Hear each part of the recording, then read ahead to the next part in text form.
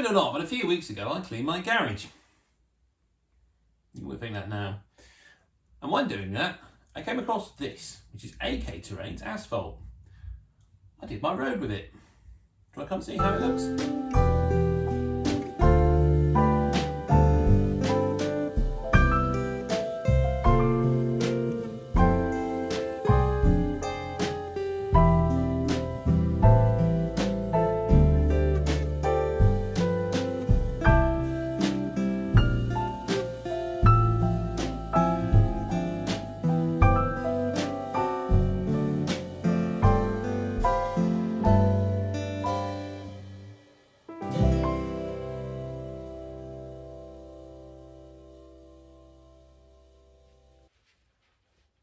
So today I am going to do the roads. Now I've been thinking about how to do it for some time, and I thought about doing a method I think I saw the Scrapline do with a mixture of polyfiller and builder sand.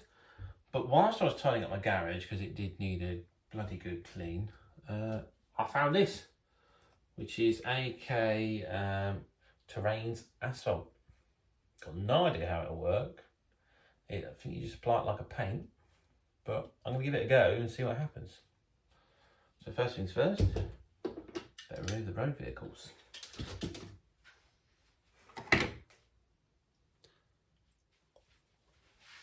Right, that's the layout clearing of road vehicles, and let's open this up and see what it's like. I think I picked this up a fair few years ago. I remember buying it at Worley. And as I haven't been to Worley in a few years because it not being on. Okay. So it's like a textured paint basically. And you can see it's solidified in the lid. So this is probably going to need a good mix. So I'm going to give it a bit of a shake, a bit of a mixer, and then we'll see how we get on. Right then, I'm giving it a good mix of sort of scrape the dried paint off the side. I don't know if that's going to help it or make it worse. But obviously, as I say, I had bought this a fair few years ago, and even in the sealed pot, it seems to have dried up around the sides a little bit. And it does say on the label, put the lid on tightly to keep it well preserved. So I think this might have a habit of drying up quite quickly. However, it's mixed up. It is just like a sort of textured sandy paint really. So I'm going to put a little bit on round. I'm going to try up the road up here first, I think, just to see how it comes out, and then if that works nicely we'll carry on with the rest of the layout.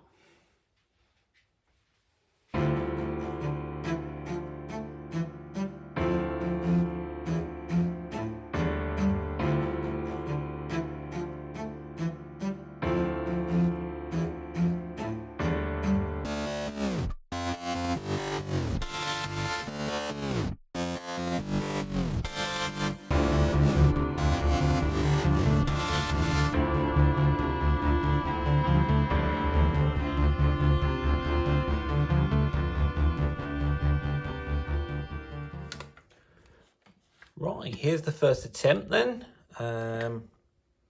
Seems to be okay. Obviously it's still wet at the moment. Hopefully that'll dry and sort of give it a bit more matte finish. Now I've tried to get the paintbrush effect out of it, and it says you can tamp it down. So I've just got this modelling tool, and I'll just basically, as you saw, just use it just to try and smooth out the edges. It seems to dry pretty quick, but at the same time seems a bit wet. So if I just put my finger on it, you can see that, you know, it's still a bit wet paint wise. Doesn't seem too bad to use though. It's definitely got some nice little bits of texture in it. I think it's definitely a case of playing around and see what you can get from it. So I'm going to go down the hill now, and I might even try and create a few puddles with it and a few potholes. See what sort of textures we can get out of this. So I want to try and make a puddle. I've just put a little bit of the texture stuff down here, just this little dark patch here, and then I've got some acetate, just, cut in a square, and I'm just going to add a little bit of glue and glaze just to hold it in place. I'll just pop that on the edges. Although I think the bottom might be a bit seized up. Yep. Give me a second, I'll clean it up. Alright, try that again, hopefully this will work this time.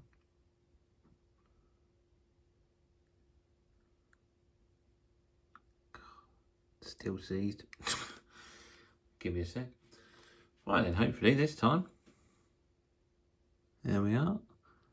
I'm just going to put that around the edge just to hold it in place.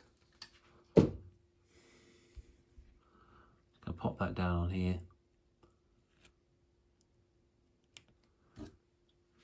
And then I'm just going to get some of this textured paint.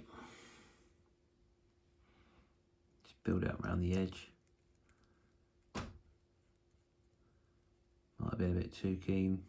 Probably should have waited for the glue to dry, but never mind.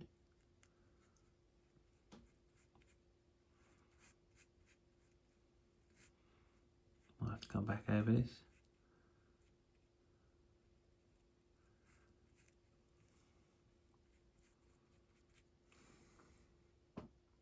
Obviously it's a very square puddle right now, so I just need to go over this a little bit and give it a bit more of a natural shape.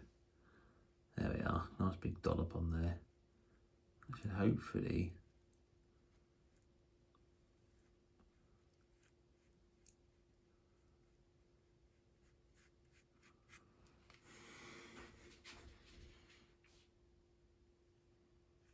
start to bring in the look of that puddle. And I'll just do another large dollop around here to work the paint.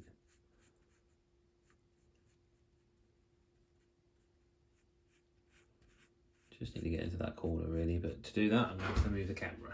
So there you go, there's the puddle. It was a lot easier to actually just apply it with this and then just manipulate the paint around it. See, I've still got a little bit exposed there, but I think I just have to let it dry off, come back and just touch it up a little bit. But you can see it's quite effective to look like a puddle in a pothole. It is autumn, so there probably has been a bit of rain about. So I'm going to let that dry off and I'm going to work my way back up to the original section I started.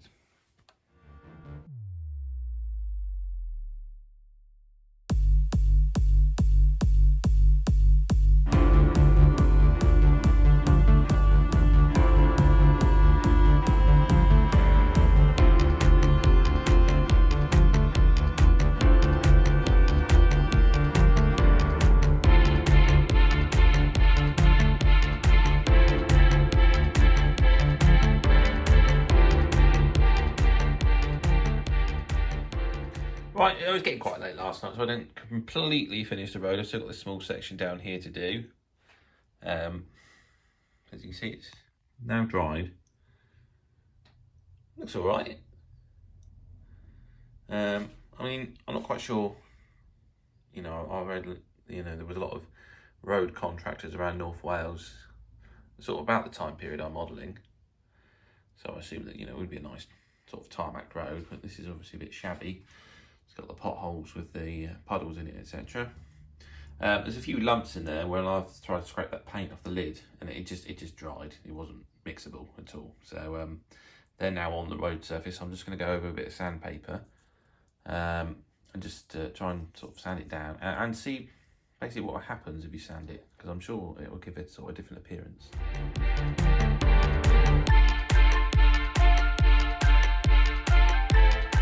Right, here we are then, after just sort of sanded this area, just give it a bit of a dust away.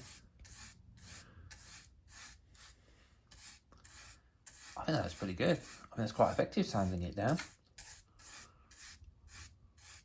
Definitely got a sort of worn road look to it. So I'm going to carry on doing that. Right, gone over the sandpaper, knocked a few little lumps off. See, there's a few little white spots on here, so just need to go back over that and finish off this area just under the bridge. Otherwise, I think the road's looking all right. I was a bit dubious about this stuff, but seems to be okay. So I wanted to do a nice large puddle under the bridge. So I took a large piece of acetate. It's just a bit of plastic packaging, basically, like what the model scene stuff comes in. Just cut it to sort of a rough size. And I've just applied the asphalt paint around the edge just to blend it in with the road. This time though, I painted the bottom black to make it look a little deeper, which works quite well, because the trouble with the other ones is I didn't do that, and the grey colour looks okay from some angles, and from other angles it looks a bit like there's a white mark in the road, which is slightly unfortunate, but there we are, these things happen. So to finish off, I need to sort out underneath here, because there's a bit of a gap under the bridge, because when I built it, it sort of slightly twisted out of shape as I attached the plastic card to the cardboard. So I'm going to try and just fill the gap with this MIG heavy mud, and see if I can just clog it up with that. Might work, might not.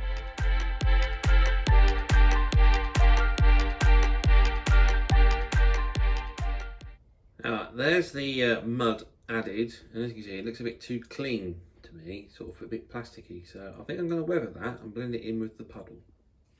Right then, I've got Life Colours Frame Dirt and Black and Rubber shades Dirty Black, and I think this should hopefully blend that mud with the road. So I'm going to start with the Frame Dirt.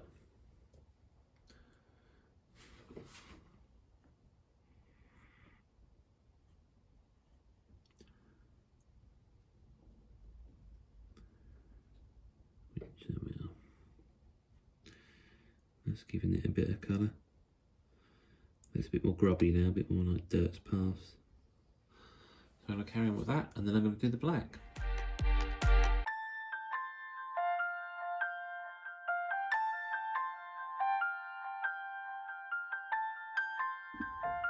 So there we are, looking a bit sloppy at the moment, but I think once that dries, that's going to look alright. Might add a little bit of sort of foliage to there, a bit of grass maybe, something to grow out of the mud. But otherwise, I'm quite pleased with that puddle. Right now, I'm just going to put a little bit of underbush in that mud. I'll just stick it down with some little bit of glue and glaze. That should hold it in place. Don't want too much.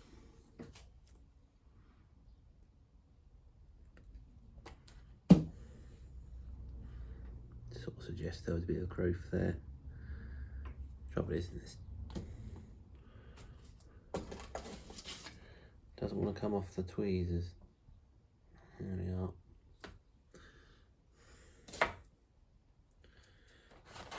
Let's add a little more.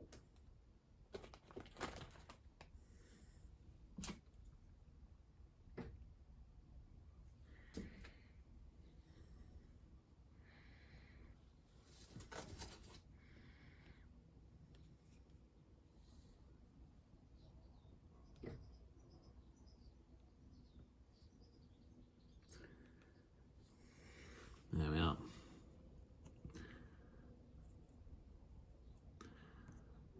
That bit might need a bit of glue on it. I think the paint's dried a lot quicker than I expected.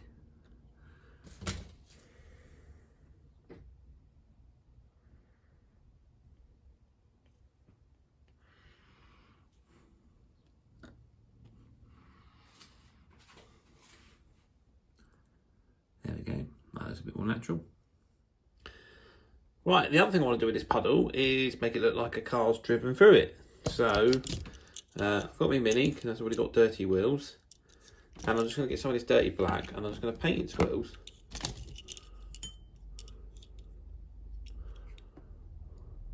All over, nice thick coat of paint.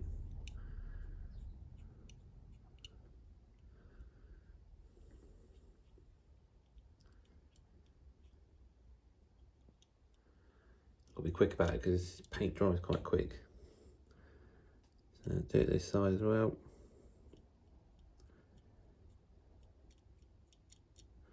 And on here.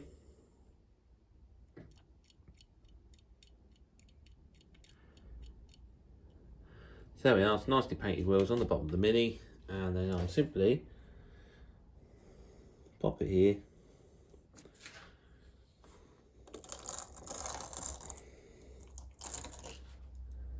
And hopefully that'll leave a bit of a darker mark on the ground to look like a car's just driven through there.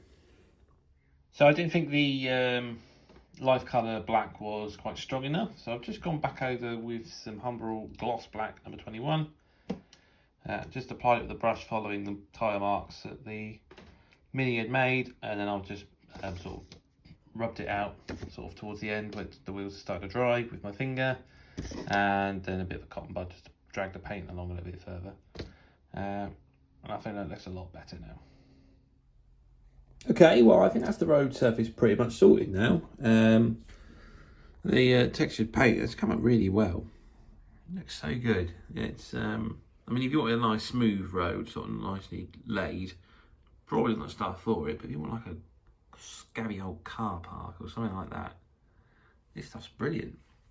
So I think it works quite well for a bit of a worn out road, you know, one of the first roads to be built. Then probably not as good as today's standard. I think it's looking all right. Quite pleased with me puddles. As I say, probably would have painted these black if I did it again. Well, the grey kind of works underneath. Sort of looks like the clouds reflecting in it, I suppose. And then the blacks, obviously, because of the shadow of the bridge there. That's the effect of the car, looking like it's driven through the puddle. Let's get back to focus there. So yeah, that's the road surface. Now the road does need a bit of detailing still. There's a few fences missing, like around the level crossing. I've just got this temporarily placed there for the moment. Definitely need something here. The only thing I'm not happy about the road is this little sharp drop here, which in the building process looked okay, but I mean, that is quite sharp for a vehicle to be coming down the hill. So that might be a future project to sort of sort that out, but I'll leave it for now. I just won't put a vehicle there. So yeah, I'm just going to start detailing the road, I think. Right then, one of the details I want to put on the layout is some road signs. So I've got these by Daypole, and I have looked on Wikipedia, which is a very useful page on British road signs, which confirms that these are around 1931, I think they were introduced. So they're suitable for my layout, and there's a few designs on the web page which shows you what the symbols for level crossing and that look like. So I'm going to paint these up and put them on the layout. Right then, so it's a nice quick job of just spraying with Humbrol Prime White. Now I'm just going to paint the tops with some matte 60 red.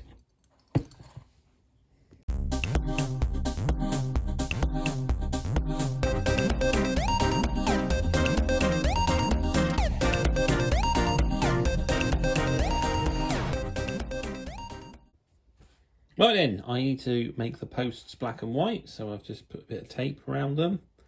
And then apparently, according to the Wikipedia article, the backs were either painted black, green, or when they had a repaint, white. So I'm going to do these black as well. And then I'll have to make some signage to go on the posts.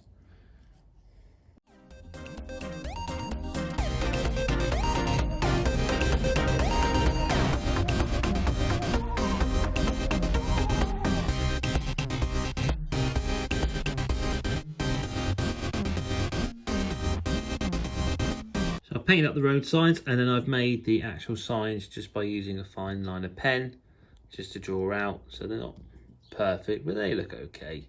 This one's not quite correct because that T shape should be for our well, what is now a give way sign, but it's all I had, and I wanted to go for the steep hill, so I'm just going to use that.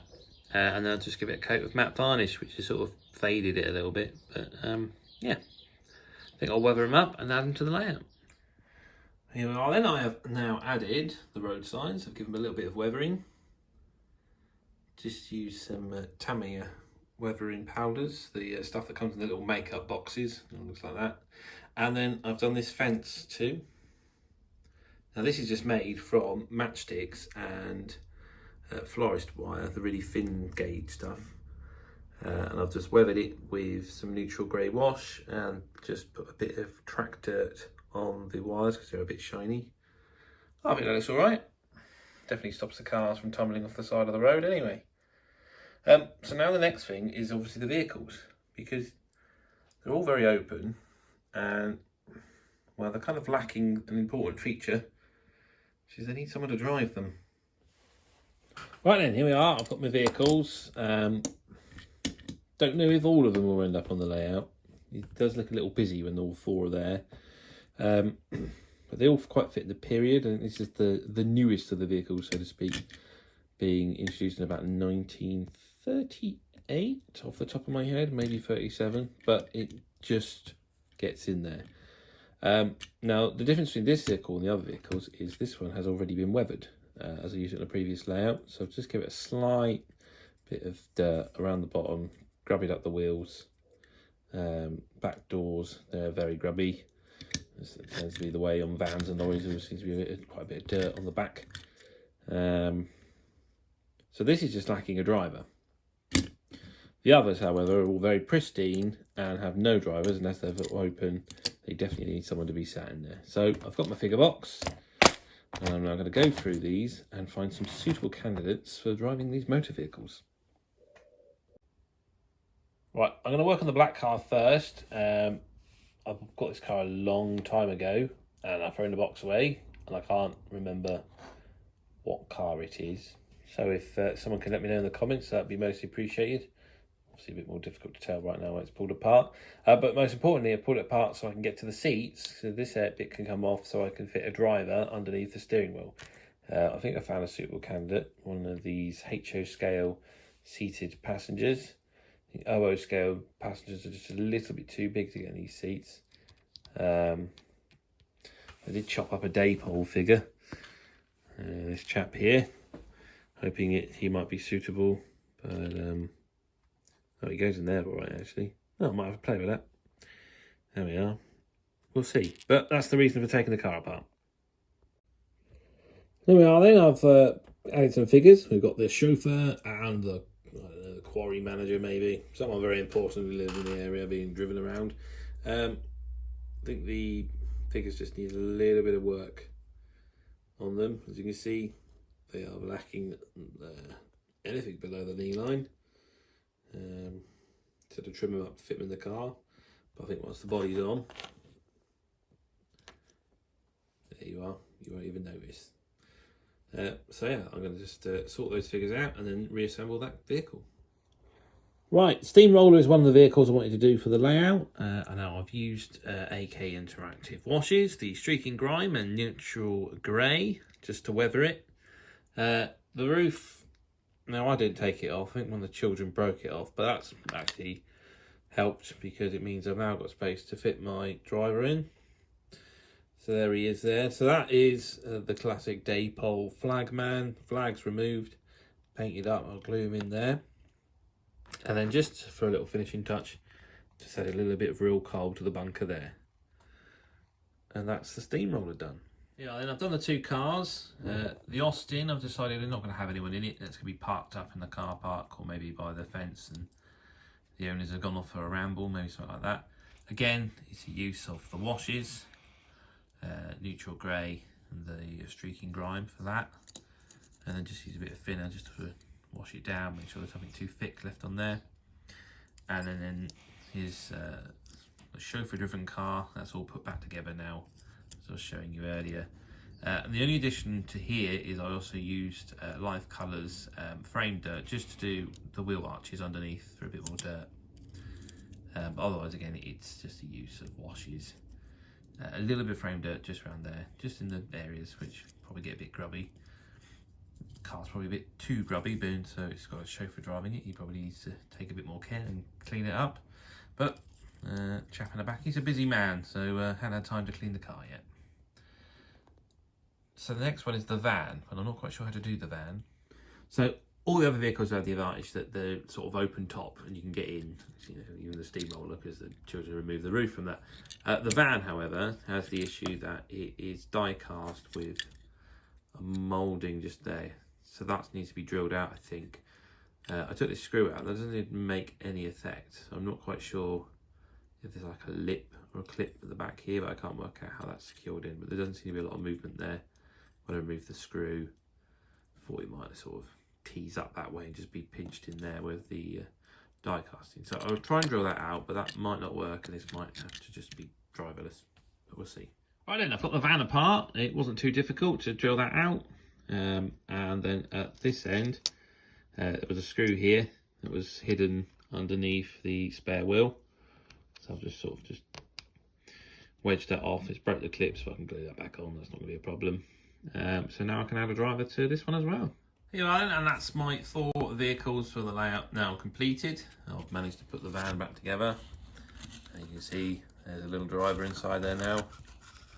It's just one of those Chinese little figures that you get off eBay, and then the bag's 100. These are the ones about twice the size of any other figure in there, but he fits in the seat quite nicely. Just obviously have to chop his legs off. And that is all the road vehicles completed. Time to put them on the layout. Yeah. So I've placed the vehicles around the layout. You can see the chauffeur driving his boss just through the puddle there. The Pickford van just above the tunnel mouth. And then the steamroller's waiting at the level crossing, and the Austin's parked in the station car park. There's one more detail I wanted to do for the road. I think it's pretty much there. I think I've got it all now, with the fences in place, etc. Although I have noticed there's a little bare patch just this side of the signal box, so that'll probably just need some stones or something there, but otherwise it's pretty much completed. And the final touch is this finger post sign. I think it just adds a little bit of detail to the layout, and it expands this fictional world. All of a sudden, you know, Fford Dinrhyd connects to other places. So you can see here we've got Dinrhyd on one signpost, and then we have on the other side, that's I think Taigachi. That's Welsh, that means winter house. Dinrhyd, and by the way, that's the closest translation I could get to Burford, because I wanted to call the layout Burford Road, but in Welsh, because that's what my other layout's called. So that's why it's called Fford Dinrhyd. And then we have here on the back, Clan Glas, which is Welsh for Blue Lake. So if you go up that hill on that way, you can go to the Blue Lake. So the signpost was just made from this 2mm styrene strip. I've just sandwiched together to make the post. So used one in the middle, or one on the end, should I say. Bit of strip, cut some to size for the signs, glued these two onto the strip, then sandwiched it with some strip in the middle between these two signs here, and then put another piece of strip on top. So that's made up of 3 layers of strip, and then just made a hole in the other side just so I could just slot the other sign into that, and I've just painted it up and give it a bit of weathering.